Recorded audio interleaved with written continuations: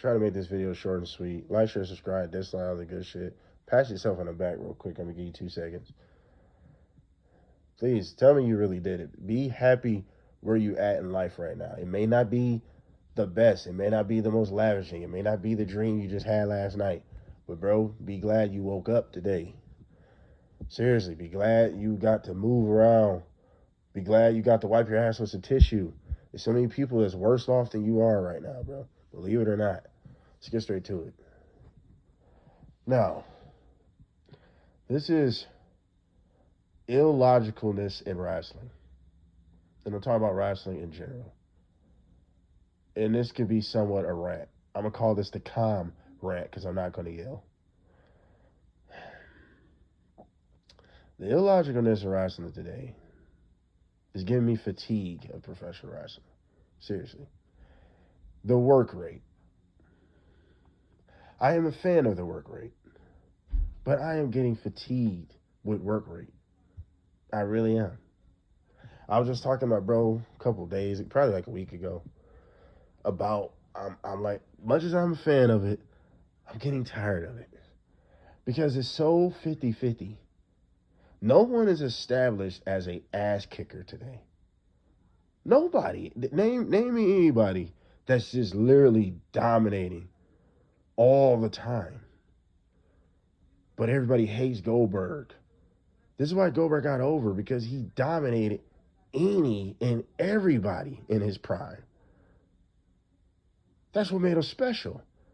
That's what made him a star, a special attraction. Who is like that? I'm not saying you got to be Goldberg, but where is the establishment of this person's just better because they're giving him that push, that look? Where is that at? Everyone can get their shit off in every match, it seems like. Why? Bret Hart said something. The excellence of execution. He said something that was so true. He said, and I'm not saying verbatim, but he said something like, every match you shouldn't be showing your full arsenal, bro. That takes away from all your other matches when people have seen your match. Basically, people are going to see your match 100 times. It's going to go the same way. You pull out everything, every match. So let's say you got a pay-per-view coming up. How is the pay-per-view going to be any better when we've seen everything you can do on Monday Night Raw or AEW Dynamite? Save certain stuff for the big moments to make it mean something. Let me just get on Penta. This ain't picking on Penta. But Penta, a lot of his matches, he get a lot of his shit off. And one of the main things that's just completely illogical that really bothers me is that little arm bar thing he does to pull back your arm, where it look like he pulls your arm out of its place. Why is he doing that? Why that's basically not the end of the match? Why that's not considered an injury? We're basically like, oh shit, he did that. It's over after that. That should be a signature to the end, right? That should even be a selling point. Next week, their arms in a sling. Their arms dislocated. What happened to logic in wrestling, bro? But now he just does it in the middle of a match. So everybody's just fucking superhuman. Everybody can just take anything. The Canadian Destroyer. Whatever they want to call it. The Japanese Destroyer. Mexican Destroyer. Quit disrespecting Petey Williams, the originator. It's the Canadian Destroyer, damn it. I don't give a fuck who does it. But anyway. You took away the prestige of that. Why is Penta doing this on regular nights? Save it for pay-per-views. And I haven't seen him do it lately in a minute. Maybe correct me wrong if I'm wrong, right? But like still though, man, when it is a high spot match with kind of luchadors or high flyers in it, they just pop that move out, right? It always get a nice little pop. But why is that basically not the end? Dude, do you realize the velocity of that move? How wild that move looked? You're basically getting dropped on your head. If a regular pile driver, and this is exposed in the wrestling secrets, you can look it up on YouTube. A regular pile driver actually can go wrong. So how in the fucking world a Canadian Destroyer doesn't literally destroy you? That should be the end of the match. That's why you shouldn't use it until pay-per-views. Or if it is a grudge feud or something like that. What happened to the logic in professional wrestling, bro? You know what I'm saying? Then it goes on to everybody having 15, 20-minute matches. It's okay here and there. The only match should be going that long is the main event. Maybe the opener. Everything else should be like good to decent, a good 7 to 8 minutes. More storytelling. Balance. That's one of the things that bothers me a lot in wrestling in general. There's not enough balance sometimes. Monday Night Raw had just matches. Everything leads to matches. Dynamite, same thing. Matches. I was so disappointed in that last Dynamite after All In. Because that should have been focused on complete storytelling to get us geared up for the next pay-per-views, for the rest of this year. No. Instead, let's go with illogicalness even more. Moxley and Heyman had a incredible, wild, hardcore match, right? Why are they on the show 4 days later? Why Moxley didn't go away? Why are we still dragging Heyman versus the Death Riders? Bro, it was a Texas death match. How much more hardcore and blood you need for this blood feud? That's what I'm saying. There's no logic in wrestling anymore, bro. Dude, a stipulation match should end it. Try not to yell. I almost heard my voice raising. But it's fucking annoying. That should be the end, bro. How epic and like the story led up to it, everything about Heyman and Moxley. Bro, that Texas death match should have ended everything, including the Death Riders. Where basically, it should have been a story where Moxley's out. So now the Death Riders, one by one, is crumbling. So we can move on from the Death Riders. They dominated for damn near a year. It's time to do something else. What more can you do? Now we're going to have blood and guts, another wild hardcore match for no reason. Instead of let's just get straight to Heyman and MJF. Or let's get Heyman a new challenger. Well, you could have had a battle royal or something to determine a number one contender, and you could have started a feud with somebody fresh and different. But no, we still dealing with this Death Riders bullshit. There's no logic in this, bro. After all that, these niggas is wrestling again. 4 days later, nobody's selling that type of beatdown they both took. They both endured. It's just a lot of things doesn't make any level of sense. Just like, I like my wrestling to make some sense, even though it's predetermined, it's choreographed, it's put together, it's timing, right? It's an action movie, right? We know all this, right? But I like for my wrestling to still make some level of fucking sense, though, bro. You should not be getting DDT'd on an apron, but still can go 10 minutes after the match, bro. And especially if your character is not presented as some super motherfucker, right? This is why it made sense when John Cena was in his prime. He kick out of everything because he was presented as like super.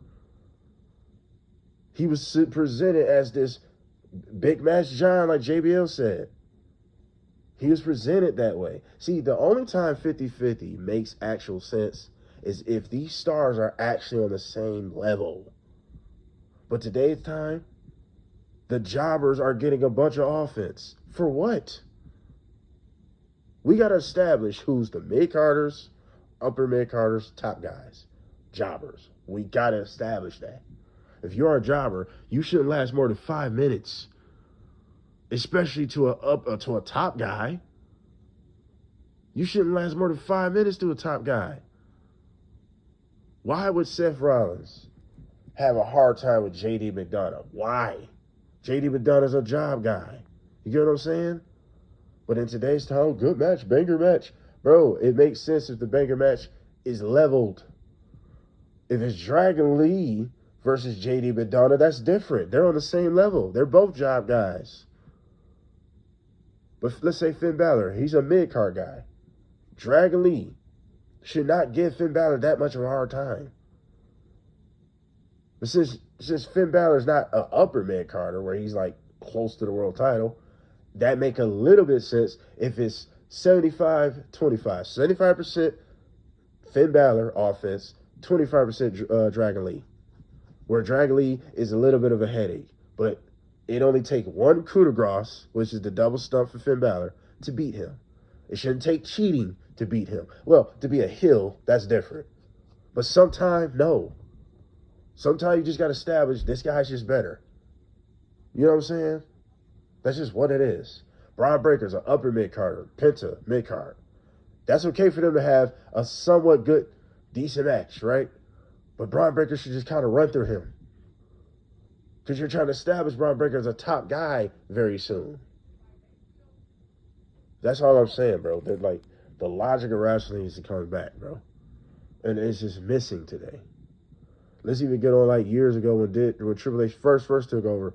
Like, why did Sami Zayn have a 50-50 with Roman Reigns? Remember that? I think it was in Canada. And I think it was Elimination Chamber or something. 2023, one of them. Or 2022 was one of them. When he was still champ.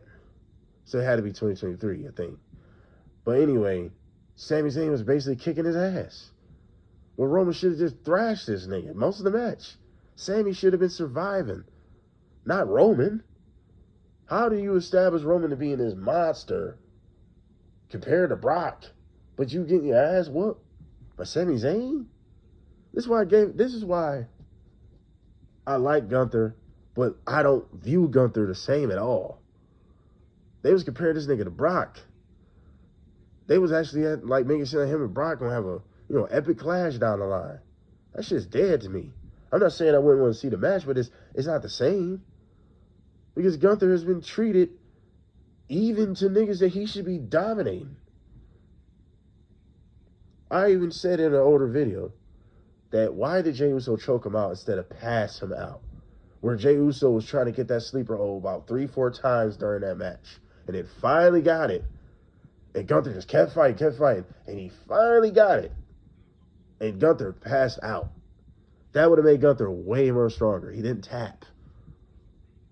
That's what I'm saying. There's no logic. How is a nigga like Jey Uso tapping out a beast that CM Punk says, a beast, right? How is he tapping out a beast? Do you see Brock Lesnar tapping out did someone like Jey Uso? People compare Jey Uso to Jeff Hardy. So do you think Jeff Hardy would have tapped out Brock Lesnar? Can you even picture that? No, you can't. I'm trying not to yell. So maybe the times are running me by. Maybe it is, right? And that's what I love about wrestling. It evolves. But I still feel like we need some level of logical perceptions here still. We still got to expand the disbelief that in a real fight, such and such would thrash such and such. Not everybody's even, bro. Life ain't fair sometimes. So everybody shouldn't be even. Everybody's not even. Some people are just genetically superior than others. It's that simple, bro. I, myself, was not born 6'2", 270, big, swole, Brock Lesnar looking ass nigga. I ain't mad about that. I'm sexy as shit, right? I'm not mad about that. But he's more genetically superior than me. That's just what it is. It's the reason why he can go to NFL, UFC. You know what I'm saying? I'm not saying I can't, but I probably wouldn't accomplish what he did just off his size. This ain't me dying to myself. I'm just I know my limits. I know what I can do and can't do. I'm not unrealistic. That's what's wrong with wrestling today. That's what's wrong with wrestling today. Look at Karrion Kross and Sami Zayn. Sami Zayn should be surviving Karrion Kross. Not 50-50 with him, bro. Looks have to matter, bro. The perceptions have to matter, man. I just think that's what's wrong with professional wrestling today. It's losing its logicalness. It's losing it. It's not keeping it straightforward. It's trying to confuse the fans. It's reconstructing the fans' mindsets. that the work rate, everybody got to get their shit off at every match. No, they shouldn't, bro. No. Separate your so-called 5-star matches. That's AEW's problem. Every match is trying to outdo each other. So how the pay-per-views going to stand out if every match on Dynamite is action-packed? No, sometimes you need to have blowouts. You need to have people outdoing each other. Sometimes you got to have that, man. That's all I'm saying. It's time. You got to have levels. You got to bring back levels, man. But like, share, subscribe, dislike, the good shit. What do y'all think of this situation? We are out.